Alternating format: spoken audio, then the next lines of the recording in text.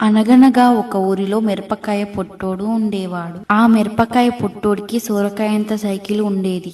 ఆ మిరపకాయంత పొట్టోడు నడుచుకుంటూ వెళ్తుండగా వంకాయంత వజ్రం దొరికింది. వంకాయంత వజ్రాన్ని ఇతకాయంత ఇంటిలోకి తెచ్చాడు. వంకాయంత వజ్రాన్ని బీరకాయంత బీరువలో పెట్టి తాటికాయంత తాళం వేశాడు.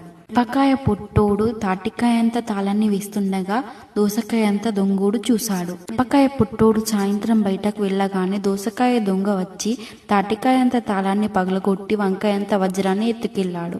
మిరపకాయ పొట్టోడు ఇంటికి వచ్చి చూసేసరికి బీరకాయంత బీరువా ఖాళీగా కనిపించింది.